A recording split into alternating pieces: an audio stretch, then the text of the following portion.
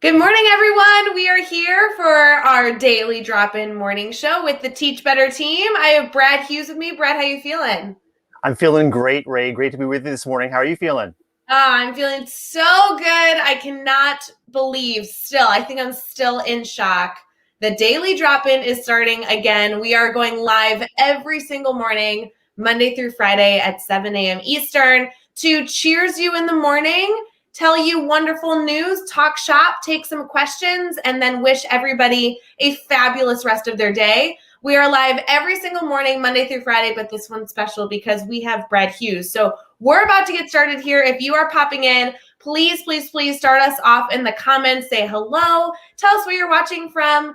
We'd love to hear also what time zone you're in. We know this is early. We are 6 a.m. Central, 7 a.m. Eastern. And if you are listening to this after the fact on the Teach Better Talk podcast, then good morning or good afternoon, depending on when you're listening. And we have some good conversation ready for y'all today. So let's get started.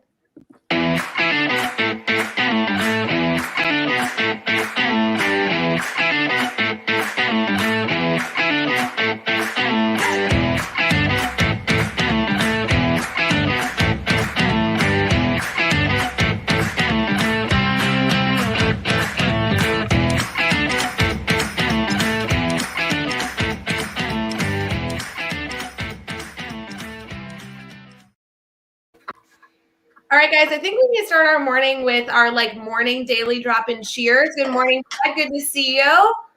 Good to see you. Are you ready for this morning's daily drop-in conversation? We already have so much going on in the comments of people being very excited that you're here. I'm so excited to be here. I'm so excited to get our conversation started.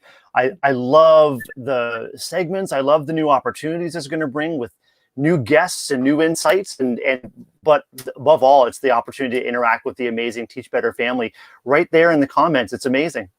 I know, it's so fun. I do love, if we're going to be live every single day, Monday through Friday, I do love that this isn't just about the people on screen talking, right? This truly is a live morning show, no matter where you're watching from. If you're watching us live, feel free to interact, throw your comments in. We know all of you are drinking coffee and brushing your teeth, and we appreciate you, and we're thrilled to be a part of your new morning routine as we kick off the new school year. By the way, if someone is able to drink coffee and brush their teeth at the same time, you might want to snag them as a guest, because that is a can't miss opportunity. Okay, but the worst is brushing your teeth and then drinking orange juice. Have you ever done that? I think orange juice flavored toothpaste is something that we need to put out into the world, Ray. Absolutely not. That sounds terrible. Ugh, terrible. Also, Brad, I love your shirt. I love your shirt. Thank you very much. Courtesy of the Teach Better swagshop.com.net.org. I love this shirt, and I love the Teach Better swag because it allows me to share my passion for Teach Better with especially people at my school. I'll often wear my Teach Better shirts to school and spark conversation and feel a lot of support from our staff and our school district for the work of the team. I love it. And also, I just think it's so funny. Yesterday were previewing that you were coming live with us. Jeff and I were live yesterday morning. Yeah. And we were talking about you. You're involved in so many different pockets of the Teach Better team. And all of those little pockets have their own exclusive swag. And then there's the general swag store that everybody has access to. I mean, I just want to warn everybody, you don't have to buy all the swag, guys. It's really fun to have a good t-shirt, but some of you go overboard. I know who's it? Nikki that owns every shirt in there. It's amazing. I think Nikki's made it a mission to own every piece of Teach Better swag, and hey, why not? I know. I love it. Well, I just want to go on record. Joshua Stamper on our team manages all of our swag, and his artistic background is incredible. For those of you who aren't connected to Josh or know his background with everything that he's done in education thus far, he was an art teacher before he became an assistant principal. And the fact that he was an art teacher and has incredible art skill to create swag, I always am so excited. There is daily drop-in swag now. So head over to teachbetter.com. You can go grab that. Josh did a great design for our morning show that I think, Brad, I think I'm baffled that we're doing this again. I'm so excited. It's baffling and exciting. I mean, something that really is one of the hallmarks of Teach Better team, in my experience, is just the spirit of innovation. And it's the willingness to say, why not? Hamish Brewer would say that too to his staff members when they came forward with a fantastic idea. Hey, why not? Let's make it happen. Let's make it happen and learn from it. And this is the focus of our week this week is learning from new opportunities and getting new initiatives in motion. I love that. I think it's so important. It actually goes along with our theme this week of like, hey, why not? If you have the ability to try something new or take on a new idea, that's been our theme, and it will be for the rest of our week, kind of like incorporating a new idea, some strategies on how to do that effectively. But sometimes it really is as simple as, well, why not? Just try something new. Why not? Right. Yes. I do think Alex is trying to cause controversy. We are only 5 minutes into our live segment, especially if you're watching live with us, then good morning. If you're listening to this after the fact on Teach Better Talk podcast, then I just want you to know this comment says, sorry, Ray, but I'm going to have to disagree with you. There's no such thing as too much swag. Alex specializes in causing what I'd call necessary trouble. He is really adept at sparking conversation and pushing conversation forward in ways that make people think and kind of expand. And hey, if you don't have an expansive perspective on Teach Better swag, I don't know. I feel sorry for you. For everyone who's watching, don't forget to always share our stream. We are currently streaming on Facebook, YouTube, Twitter, and Twitch. We are constantly trying to uplift, support, and inspire educators with our daily drop-in. Obviously, take your questions, do everything that we can to support you. So feel free to share this stream if you could take a second and do that as we all are enjoying our morning coffee. Brad, I'm looking at Adam's comment here. He says, on my way to a conference with Ron Clark, have an awesome day. Brad, have you ever seen Ron Clark speak? He's one of my favorite educators. He's one of my favorites to read, Ray. I've never seen him speak, but I can only imagine that his books are just filled with inspiration. And something that really characterizes Ron Clark is that he speaks from experience. I mean, he illustrates what he believes about education through experience, and I can just only imagine. I'm jealous of Adam and excited to hear how that conference goes for him. It's so fun. Yeah, I've actually been to his school, the Ron Clark Academy. Yeah. I want to say, and I apologize, I might be off by one, but like 4 times. And one of my, maybe more than that, 5. One of my favorite experiences was going, by the way, with somebody in the comments who said they just shared this feed on Facebook, it looks like. But Jody was somebody that I was able to go to RCA with. It was so much fun. Fantastic. And then I actually loved it. They did a competition. I hope they continue it now, hopefully when things are safe enough to do so. But they did a competition where we were able to bring students to RCA. And students competed against each other in like a business etiquette competition. It was so much fun. I was able to bring a number of staff members with me and a number of students. So I do love experiences where we can learn from other educators. And Ron Clark, along with Kim Bearden, who founded the Ron Clark Academy, good people. I truly think that is a huge element of building the foundation of what I believe in as an educator. Agreed. And I think we're seeing a real and hopefully irreversible shift in education where no longer do we need to work in isolation. Should we feel that we are working in isolation? It's a connected world. We can be connected through, Teach Better Talk. We can be connected through Daily Drop-In. We can be connected on any kind of social network. And what I love is authors like Ron Clark are opening their doors literally and figuratively in terms of providing resources. So the community spirit's alive and well here at Teach Better, but I think in general, education is moving in that direction where we're connected and we're better because of it. Oh, Brad, I couldn't agree more. And that segues us perfectly. It's like you were reading my mind of where we were headed for our morning daily drop-in. As you guys know, our daily drop-in happens every single morning at 7 a.m. Eastern. But we have new guests, new people joining us. We also have new segments every single day that you can pay attention to. We are going to move into our good news for the morning. But Brad, I wanted to start off first. You mentioned being a connected educator. Will you tell us a little bit about yourself and how you got connected to the team? Because we haven't gotten to that yet this morning. I sure will. I've been connected to the team for since about April of 2020. Shortly after the pandemic was declared and shortly after school closures, I was looking for resources to motivate and to support our staff as they shifted from the typical classroom setting to distance learning, which was brand new for everyone. And I happened to find the Teach Better team, and I believe it was a daily drop-in, was my first experience to get to know some of the members of the team. And what really hooked me was the combination of like authenticity, service, and fun. And everything that Teach Better provides, those three threads are woven through everything. And so I just kept coming back. And so I found, I was looking for resources to support our staff and our kids, but I ended up finding tons of support and opportunity for myself as a school leader and somebody who's committed to lifelong learning myself. So it's been a wonderful adventure. It was actually a year ago.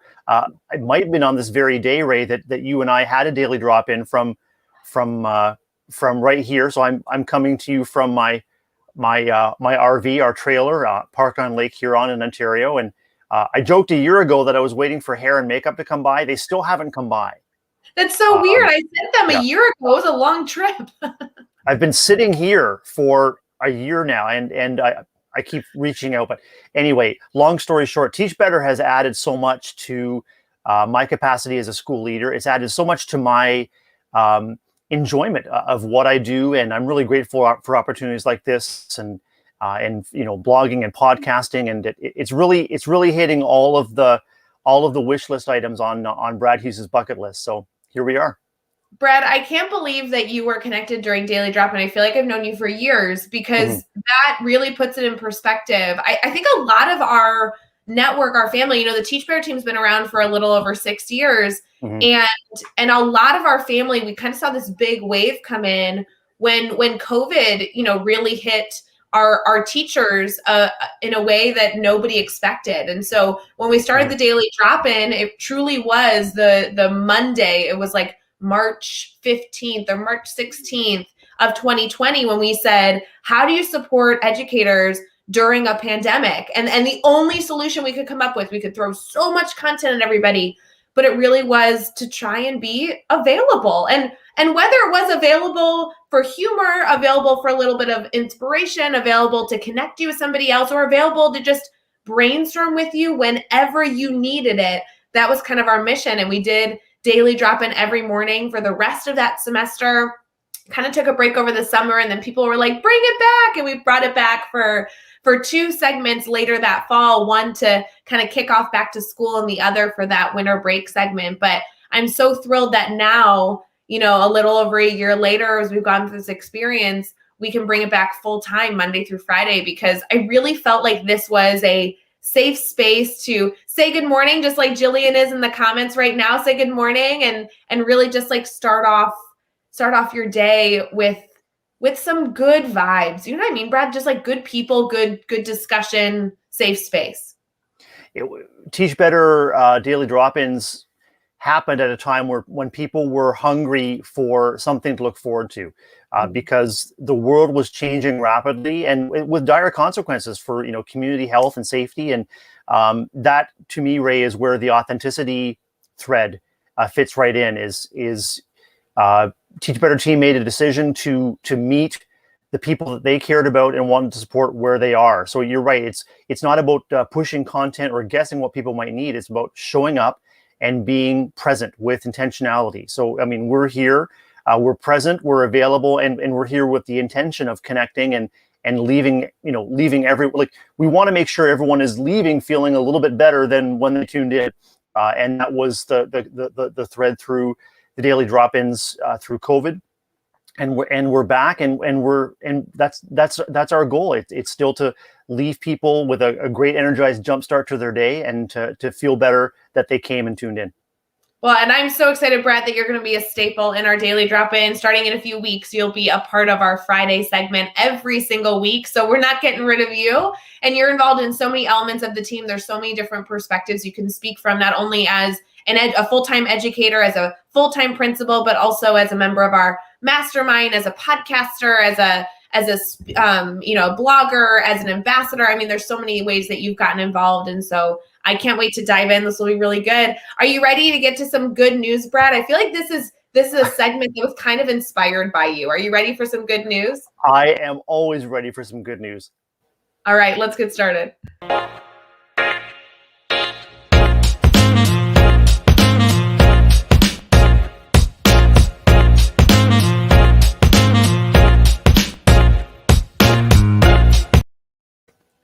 Okay, for those people who don't know you, Brad, why is good news something that fits with you so well? Tell us. In January of 2020, I launched the Good News Brad News podcast. So we're on summer break right now. We have 21 or 23 episodes in the bank, and you can visit those on Teach Better Podcast Network. But good news is what I'm all about. It's about finding the good. It's about sharing the good. It's about finding the silver linings, but not in a way that diminishes, the difficulties that people are going through. I think it can be and. Yes, things can be challenging, and we can acknowledge that they're hard, and we can also find the good. So I'm excited about being part of the Good News Brad News podcast and sharing good news with you. Well, and I'm thrilled that podcast is a part of our Teach Better Podcast Network. I am seeing a lot of comments like Alex is right here, where they really, really enjoy that your podcast has such good news in it, but also it's more than fluff, right? We always joke like fluff ain't enough. And the discussions that you're able to have to really dive into those topics is so important. Brad, I won't lie to you. I feel like this segment should always be sponsored by your podcast. I feel like we're starting this thing like, oh, good news segment, guys. But the reality is, like, in my mind, I'm thinking this is Brad's podcast episode that we're just throwing right here. So I love that you're a part of this morning's discussion. Me too. And I want to let you know that. Go ahead. No, I was going to say, I want to let you know that how much I was looking forward to this good news segment and the opportunity to partner with the Teach Better Podcast Network through that, and with Josh Westamper and Jeff Gargas as well has been wonderful. So yeah, let's dig in. Yeah, this morning's article is all sports, and we're going away from the Olympics, which don't worry, guys. I know the Olympics is still going on. We'll continue to celebrate. Brad, are you a baseball fan? I sure am. Yep. Toronto Blue Jays are the team I follow. I also love the LA Dodgers. I have since I was a kid. So yeah, I've got my feet in both leagues. Well, this is about a team that I feel like people either love or hate. So we won't discuss our team rivalries, but this is about a Yankees fan. I read this article last week, and I was really excited to bring it to this morning's show. At the age of 70, a Yankees fan gets to live out her dream of being a Batgirl 6 decades after the team denied her after applying to be a Batgirl for the team. They were able to bring her on.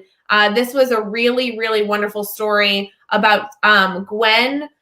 She's 70 years old, and she's always wanted to be a New York Yankees Batgirl. And at the time when she applied, they only allowed men to have the role. And yet, finally, years later, 70 or 60 years later, it looks like, after that application, they were able to bring her on for a game. Did you catch that story, Brad? I sure did. And it just goes to show, Ray, that customer service, or at least community service, is alive and well in so many organizations, big and small. It also goes to show that it's never too late to correct an oversight. And yeah, it's great and positive PR for the Yankees, and I think good on them. But it also, again, at the heart, it's about making a difference to that one individual and about providing a moment of inspiration. That whether you're 7 or 70, it's never too late to offer a life-changing moment or to make a life-changing memory. And I was really inspired by that story too. Brad, I really love this segment of bringing good news stories, because it's not only about bringing a good news story to somebody who might be brushing their teeth during the daily drop-in, but also bringing a good news story that you can then hopefully bring to your children, your students, your staff members as a discussion point for the day, as something that you can mention in conversation, or as you can actually dive into to kind of have a little bit more of a deeper understanding of that concept. Brad, how would you bring this to a group of students? What would be the focus that you would take on that? When we shifted to distance learning, Ray, we got in the habit of providing a daily morning newsletter called Good Morning Forest Hill, almost like a morning show that came to your email. We always began with a smile of the day, whether it was usually a funny cartoon or a meme with a crazy principal joke in there. But as we got into the meat of the newsletter, there was a lot of information that we needed to sift and sort. We always ended with, and now for some good news. And what I was able to do was try to be intentional about selecting good news stories that would be inspiring to our educators, but also that they could shift and pose questions or challenges to students. And so I got in the habit of selecting stories where it featured kids as innovators, kids as creators, kids who are coming up with solutions to real world problems, kids that are coming up with ways to meet the needs in a community, whether it's through service or through charity or through just, being a good neighbor. And then what I would try to do is to provide a prompt for the educators to say, how could kids make a change? How could your students make a change in their community? Or how would your students design and answer this problem? Or the other thing I try to do is to get at what makes our kids unique individuals in the world. Getting to know more about our communities, our languages, our cultures, our faiths, sparking that conversation, and it's something, providing something that teachers could share with their kids immediately in their Google Classrooms and to spark conversation. Well, and depending on the age group, a lot of these stories can be taken in different directions. You could also connect it to the content that you teach. I mean, there's so many different avenues. You could truly choose to step away from your maybe specific content as an educator that you need to focus on for that segment of time, and truly just focus on the story, have elements that you can pull out, themes that you can pull out. I love your focus earlier in your evaluation of the story, sharing that there's never enough time that can go by where it's not appropriate to correct an oversight. I think that could be an incredible conversation. But you can have a conversation about this at a lower grade level, at a kindergarten, first grade discussion. And you can also bring this to a high school class and be able to discuss that as well. I mean, there's so many different avenues to just this one story that the options are endless in my mind. You could also draw in a lot of literature, whether it's a picture book or a young adult novel. When the more you can connect different media and opportunities, you're providing students with different opportunities and to take different perspectives and to see things from a lot of different points of view. Or if you're really trying to get at that aspect, say, of community service or correcting an oversight, if you can provide some different layers of how that looks in different people's experiences using literature or other media, then so much the better.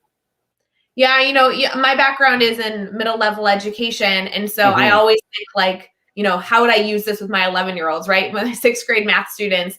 And one of the things that I would have loved to do is incorporate a good news segment of our advisory time, right? Our students were meeting every single day for 20 minutes to talk shop, reset for the day. We do some SEL incorporation. And I love the concept of being able to bring a good news segment into that. We did so many, even especially during COVID, so many circles where students were sitting in a circle and we would discuss something. What a cool spin to that, to be able to bring a good news story to that group and then have everybody share their perspective or have an open discussion in that circle format. I think that would work for so many different classes. So I love that we're able to bring this segment to all of you, but I hope that you guys continue to update us on how you're using these good news stories or how it's even impacting you as a person getting ready for your day, to think through kind of our future uses that we can suggest to other audience members as well.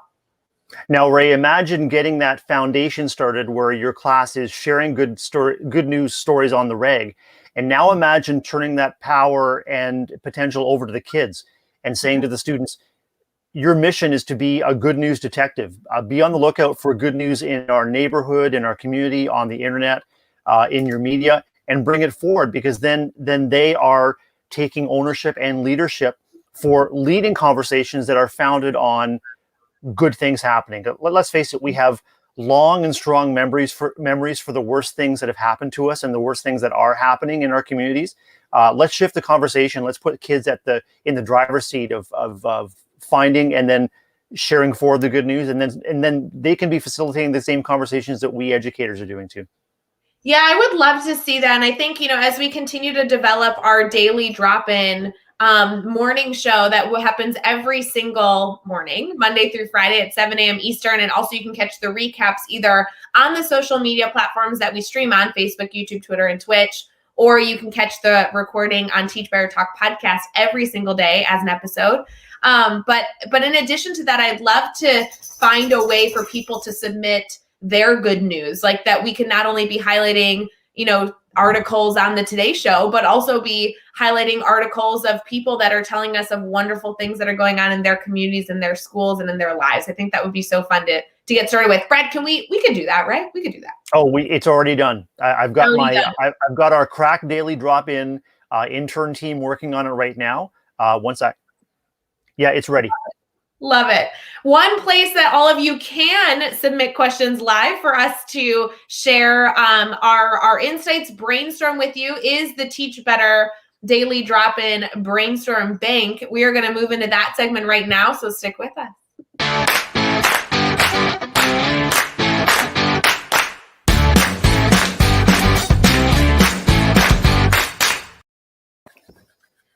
So Brad, for our Brainstorm Bank, this is a place where people can submit questions. They can submit a question a day. They can submit 15 questions at once, and they get to share questions where they want something to be discussed. These can be questions about classroom or leadership or kind of like the entire ecosystem of a school, anything related to the Teach Better team. All they need to do is go to teachbetter.com/brainstormbank to share their questions, their question with us, and we'll be able to discuss it.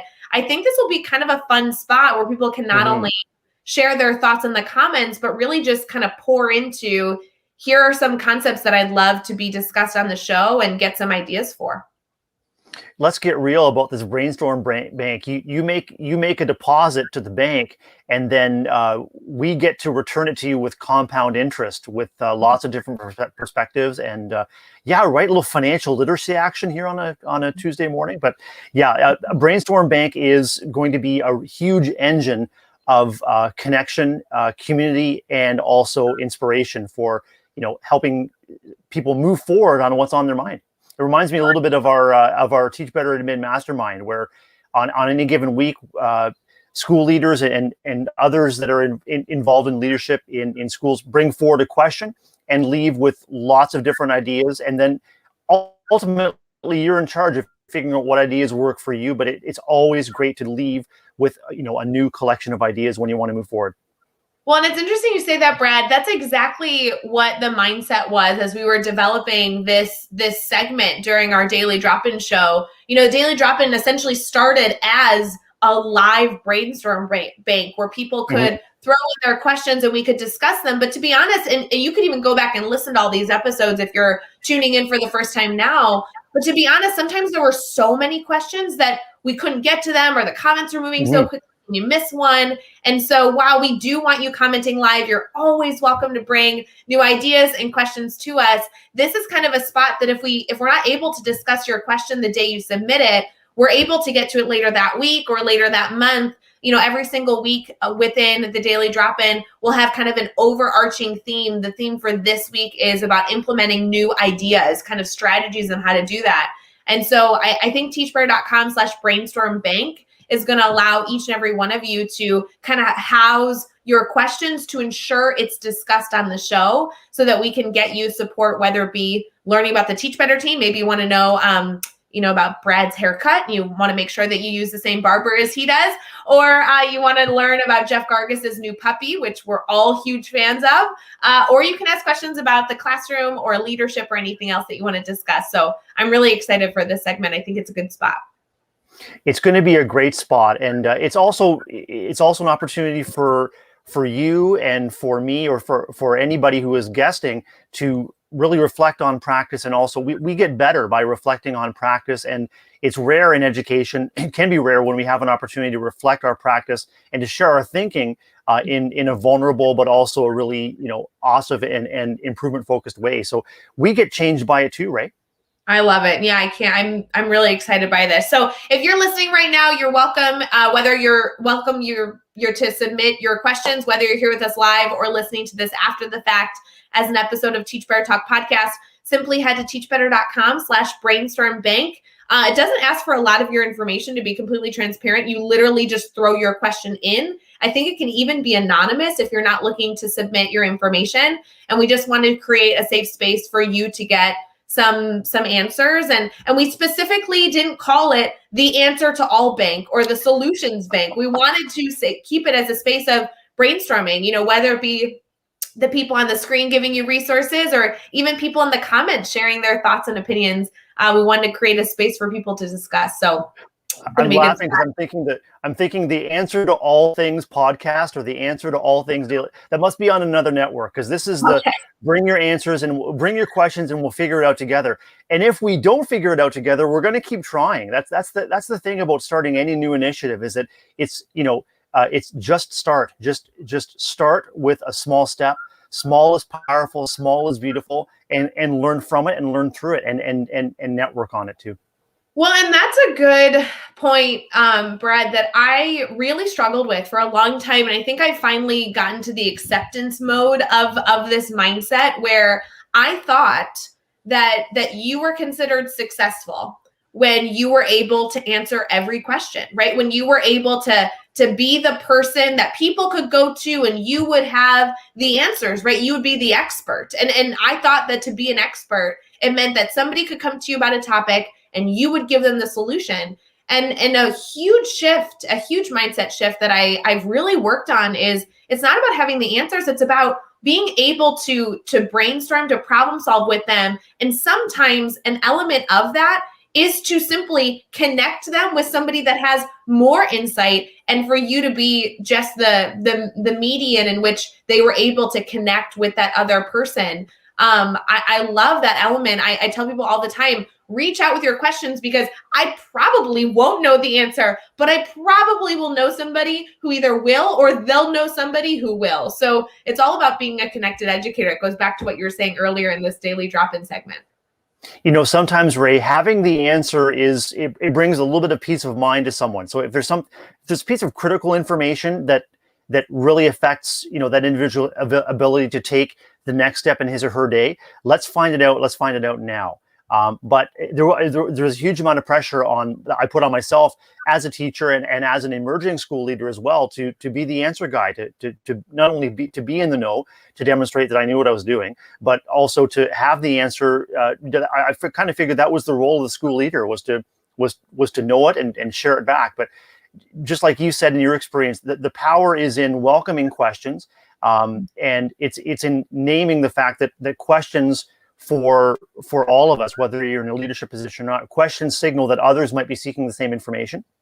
It allows us, like you said, to network on different solutions, and ultimately it allows you to rather than being the person with the answer, it's the person who can help facilitate people to finding their own answer. So in the end, they say, I figured it out for myself, and that, I think that's one true aspect of any supportive role or any leadership role, is making it possible for people to grow and to improve their own outcomes themselves. You just provide a little bit of inspiration and guidance on the side. It's interesting, Brad.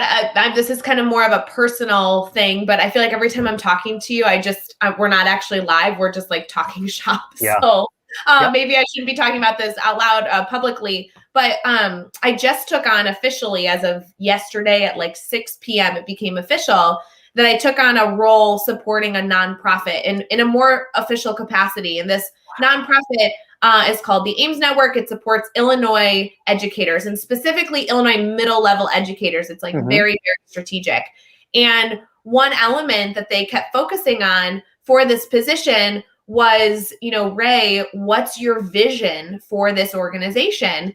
And I really struggled with this. I'm like, well, I have a lot of great ideas for middle level educators that we could be focusing on. Oh my gosh, there's so many different avenues we can take.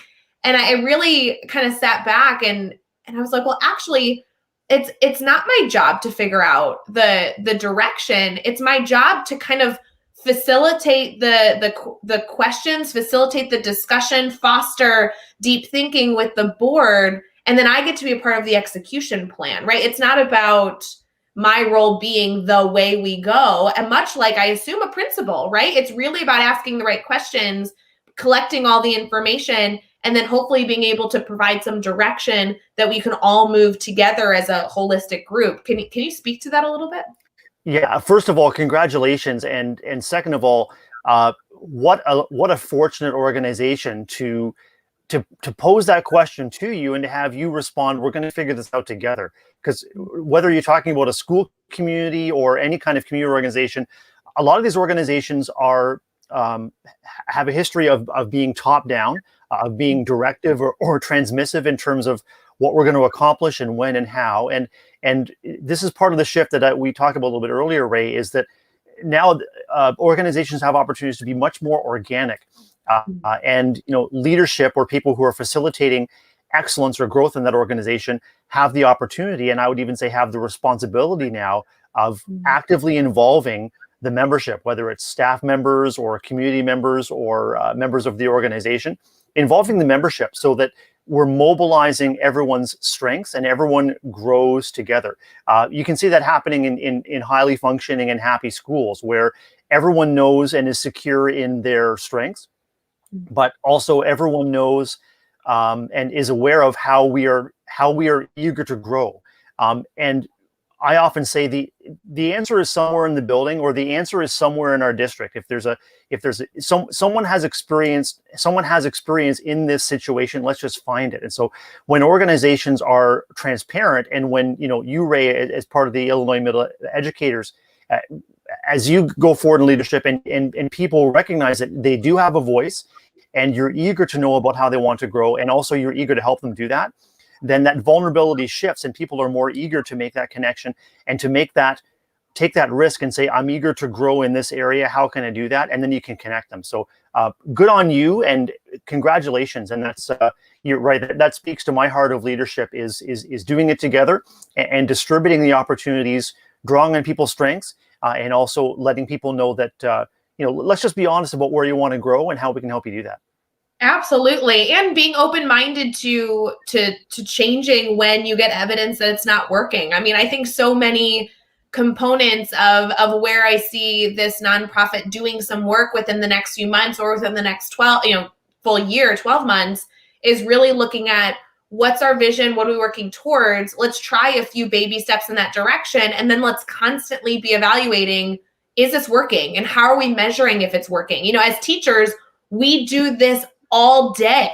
Like, we do not discuss how a teacher handles elements of the classroom being how everyone else on the planet should be handling every other situation. Like, we pretend that these are two different worlds, but the reality is that the work that educators are doing on a daily basis with their students is how businesses should operate, how parenting can operate, how friendships can operate. Every single element of our life is being strategic, and teachers are constantly, even if we're talking about standards, thinking about their end goal, right? Identifying that standard that they want to work with students on, using the backwards design to evaluate and scaffold how to get there, and then constantly evaluating, is it working? Should I reteach? Should I be, changing up my methodology? And that art right there is a beauty that teachers have a skill set in. I love seeing all the work being done in classrooms. It's no matter what you're talking about, Ray, it's always about building community, whether we've got a bank. So whether you work in a bank, you work in a financial planning office, you work in a welding shop, you work in a school, you work in a fire hall, it's all about building community. And so everyone becomes more and more aware and aligned, teachers to students or colleague to colleague, about what we want to accomplish together as a community. And as we talked about earlier, leveraging strengths, providing opportunities for growth, and it's the monitoring. So monitoring for me is about monitoring for growth, not monitoring for supervision and gotcha, you weren't doing the right thing. It's about, if you're in a monitoring or supervisory position, it's about coming alongside the people that you serve and letting them know that you're not there to gotcha them if they're not doing what they're supposed to be doing. You're there to help move them forward so that they, again, at the end, they figure out, I did this on my own. And the monitoring of, monitoring that educators do, that is really the art of educating, is making small but important tweaks moment to moment based on, not just what you're seeing and hearing, but what you're feeling. It's that affective aspect of any classroom where you see that the kids and the educators are connected connected in a heartfelt way of wanting the best for each other. And I'm certain that you see that in your middle level classrooms, Ray, and as a former middle school vice principal, adolescents have tremendous capacity for service, empathy. I think I'm going on a bit of a tangent here, but I think adolescents sort of get a bad rap.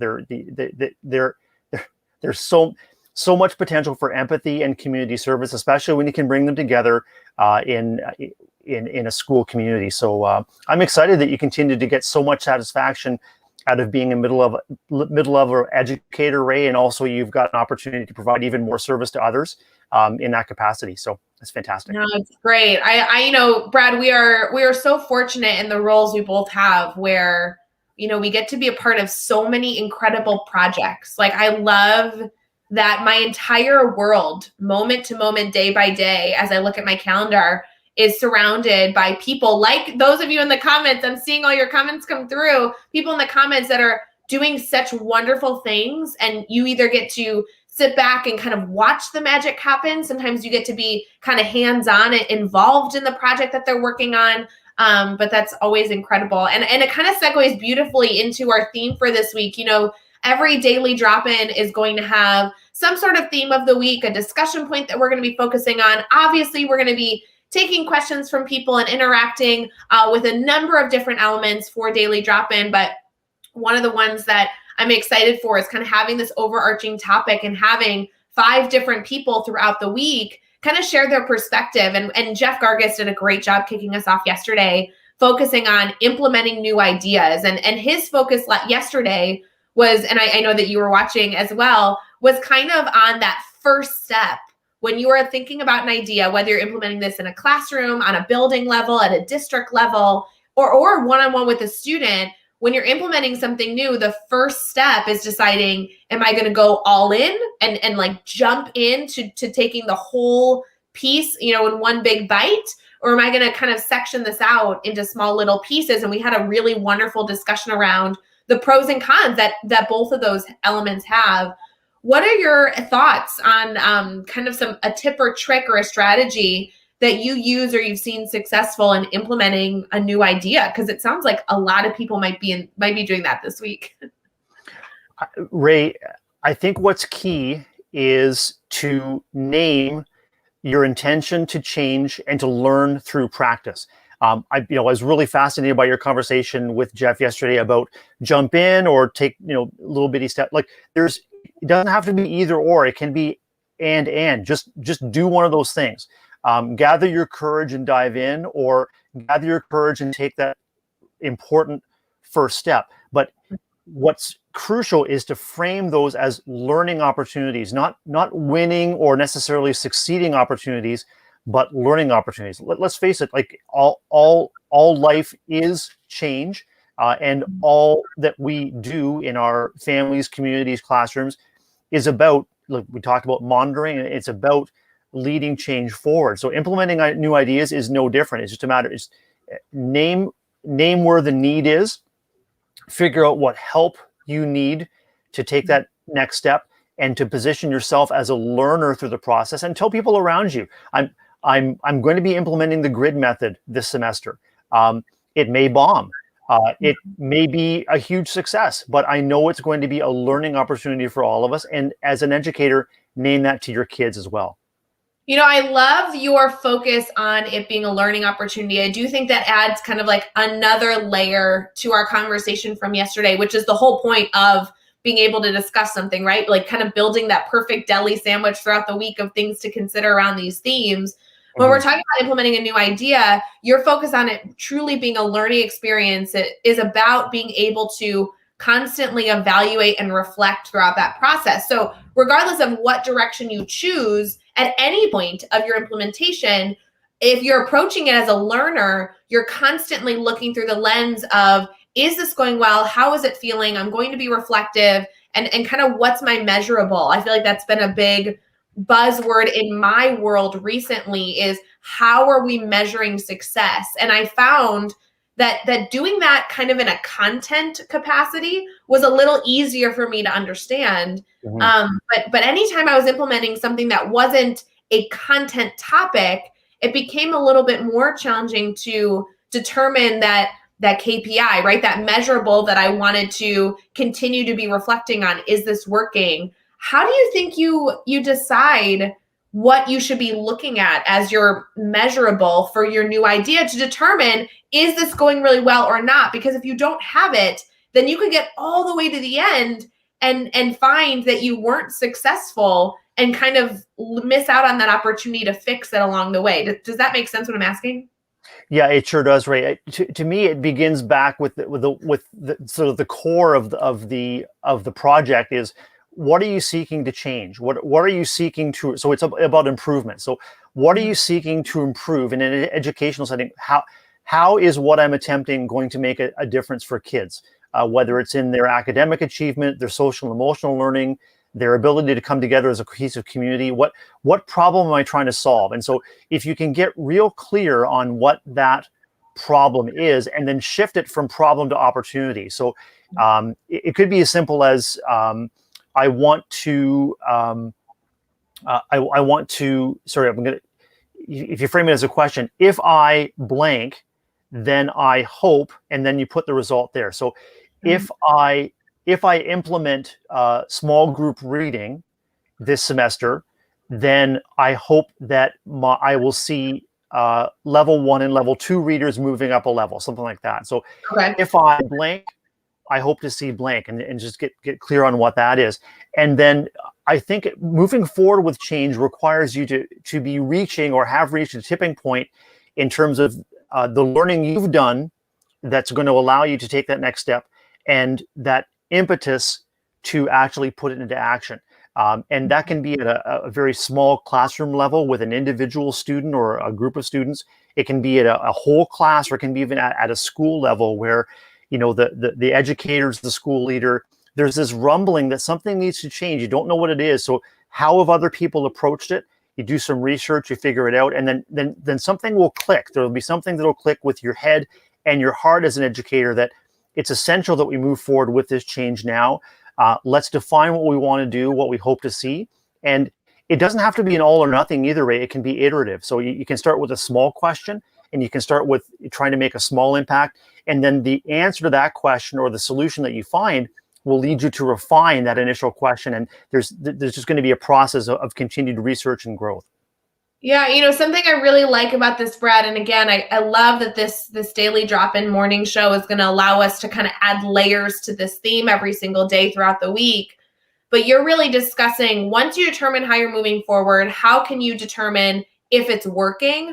The next segment, the next element of this that I'd love to touch on now, but even get to later this week with other guests that will be joining us this week, like Amanda and Caitlin and Dave, is to also then look at, and when you find it's not working, that does not mean necessarily that you have to stop. It just means you have to adjust. And there really are so many different ways to choose to adjust. One of them is to discuss it with a colleague. Look, submit a question in the brainstorm bank, at teachbetter.com/brainstorm bank, to bring it to your students and have them share their voice and feedback. I mean, there are so many different ways that once we get the red flag, we can make accommodations. But if we don't plan on how we're going to see those red flags, then we can get too far in and find ourselves frustrated and not feeling like we're achieving what we wanted. But I think that's a really important element. For sure, Ray. And let's face it, implementing any change puts you in a position of vulnerability.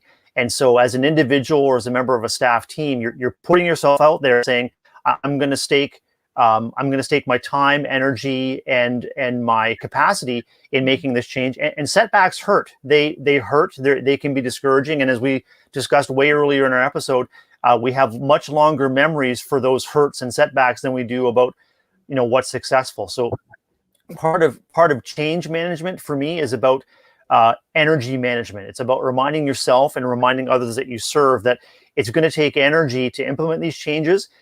And if you encounter a setback, that's exactly just what you said, Ray. It's about making an adjustment rather than just throwing everything out. But we have to recognize that it's our human nature to be discouraged and to want to avoid things that are painful or upsetting. how we're wired. We want to keep ourselves safe. And especially if we're expending a lot of energy and all of the other responsibilities that we have to our students and to our families, to our communities, and you're trying to implement a change, we have to be aware of if we're tipping over the energy balance to the fact where we are quick to become discouraged, dissatisfied, disconnected, then that's the opportune time to just take a beat and to reflect. Okay, remember, I'm going to make a shift. I'm going to make a small shift, and I'm going to rally my network to help me out with that. Oh, I love this discussion. Thank you to all of you who are participating in the comments. I know that we're seeing some incredible quotes that are being pulled out, people that are agreeing with what you're saying, Brad. We have a question here that we're going to get to in just a second. Remember, the Daily Drop-In is streamed every single morning at 7 a.m. Eastern. We have new guests coming every single week, new themes, new discussions. Please make sure you share that you are watching, share this thread, or take a screenshot and share that you're watching on your favorite social media platforms so we can continue to foster a community that asks these questions, that takes these tips, does some reflection, and then comes back to hopefully us and tells us how it goes. One of the biggest elements, Brad, that I hope people take away today, especially related to our weekly theme of implementing new ideas, is your suggestion about, if I do something, then I hope to see this other element happen. You gave a wonderful example earlier on a reading score, right? Really understanding, if I'm making this change, why am I doing it? What am I hoping to see? So you can determine that measurable. You know, Alex is asking a question here. It says, Brad, what's the difference between saying if then and if, and then he used the word hope, like you did. Do you think there is a difference, or are these the same things? I think they're the same things, but I think it's all in the way that you frame it. So I framed it as if hope, Alex, because that's just maybe it's a colloquialism, or maybe it's just something of how I'm wired. But hope, it gives the individual an opportunity to have some wiggle room. And so if you are holding to an if then, and if you're taking a really sort of clinical or research-based approach and that works for you, that's great. For me, if I do X, then Y will occur. Well, if Y doesn't occur, then I hope you have the resilience and you have the capacity to say, okay, Y didn't occur. Why didn't Y occur? Let's go back. But for me, the way I'm wired is, I hope it will blank. And so then, to me, then and hope are the same, but the hope is a wish plus a plan. So I've got a wish, what I desire to see. I've got a plan. This is how we're going to affect the outcome. But also, hope gives me some wiggle room that, okay, it didn't quite work out, but it was a hope. Now I'm going to readjust do I need to readjust my wish, my desired outcome? Do I need to readjust my plan? And so, and hope is so, hope is crucial. It's a crucial part of our inner like our inner vocabulary. It's a crucial part of the vocabulary we put out there. So, Alex, I don't think there is a difference. I think it's just how I phrase it and frame it around that idea of a wish plus a plan. Well, and words have power. You know, Brad, when I saw Alex asking this comment in the question, or this question in the comments today, I was so excited with how you just articulated that, because I do think the difference truly is the element of flexibility, the element of, really having like this desire, this wish with a plan. I think that if you go with if then, you're in a good spot. But I loved the phrasing of using a hope, because it does, in my mind, keep me more open-minded. It keeps me, eager to be hunting for, if what I was hoping for didn't occur, is there anything else that I can celebrate that did occur that's positive? And so, great point here, Alex, making sure that we not only use language that speaks to us, but also gets us in the direction that we want, which is wonderful. Looks like Andrea is popping in late. I'm glad that you're here, Andrea. Good to see you. Ray, I was just going to mention too, and Alex, just consider the power, if you're working as a team, from shifting I hope to we hope. Like we hope could be like the ultimate phrase that a team comes together around. Like not just we hope blank, but we hope. We are hopers. We are dealers in hope. We are people that put the best out there, and we try to rally each other and the kids we serve around something greater. So there is power in that, and especially if you're activating the power of team coming together around hope. I love it. Brad, I know we're wrapping up our daily drop-in morning show for this morning, but don't worry, guys. We are live Monday through Friday at 7 a.m. Eastern. And Brad, you were a great guest today, but remember, you are not going to be a guest for much longer. You are going to be a staple feature of our show every single Friday here in just a few weeks. So you are stuck. You're stuck with us. I hate to tell you, but I'm very excited. I'm really glad. I mean, there's no hate to tell me that anything. This is, like I said earlier today, it is really a fantastic opportunity for me. I've always loved broadcasting. I've always been really entranced by communication and I remember as a kid, I would call into radio shows to try to win prizes, or as a teacher and school leader, I try to incorporate aspects of a visual and audio, and the opportunity to partner with you and with Teach Better team as a staple on the daily drop-in is I've got no words. It's a really humbling opportunity too. And as we mentioned earlier, it's an opportunity for me to get clearer and clearer on my purpose and also to grow in my practice in conversation with you and other guests. Well, we are so excited for what's to come. For this week, what's to come, I want to give a shout out to Amanda, Caitlin Giordano, and Dave Schmitto, who will be joining us as guests for this week. You're going to see a lot of familiar faces this week as we kick off the first week of bringing back our daily drop-in. That will be happening every single morning, Monday through Friday at 7 a.m. Eastern. After that, we have new guests every single day. But as you heard yesterday, Jeff Gargis will always be our Monday morning kickoff. And in the future, Brad will be our Friday staple, with then a spattering of guests between our week's discussion. This week, which we will continue with, is all focused on not only introducing new segments to each and every one of you as you learn the new format of Daily Drop-In and all the goodness that we're trying to bring to you, but we're also discussing this overarching theme of how do you incorporate, how do you implement new ideas? Because a lot of us are thinking of all the new ideas that we've been brainstorming and what we're going to bring to our classrooms for the fall semester. I will give you a little preview that next week, our overarching theme is back to school communication, which I think is a huge topic that we are all discussing. How is that communication moving in? If you want to discuss these topics with us live, please make sure you join us in the morning, streaming on Facebook, YouTube, Twitter, and Twitch at 7 a.m. Eastern. Also, don't forget, you can submit your questions for us to discuss at any point in time at teachbetter.com/brainstormbank. And as always, if you have other questions you want us to discuss, we are always here anytime you want to reach out. But we're trying to create a safe space for each and every one of you to continue to brainstorm and get the support and inspiration you need as you're sipping on your coffee. So, Brad, I know that we are going to end our time today, but I want to personally take a moment to thank you. You are such an incredible friend and guest and just colleague to work with. I can't wait to do this more often. This is kind of like what fuels me. So I appreciate you. Ray, the feeling is absolutely mutual, and I can't be more excited to join you on a weekly basis starting on August the 20th. And I look forward to building even more connections with our Teach Better family and a stronger connection with you as a friend and a colleague and as a co-host too. I'm beyond excited. It was so great. For everybody here for our daily drop-in, depending on what time zone you're in, I don't know if you finished your coffee or anything, but spit out your toothpaste. We're going to do one more big cheers. Have a wonderful morning, guys, and we'll see you tomorrow for the daily drop-in with Amanda.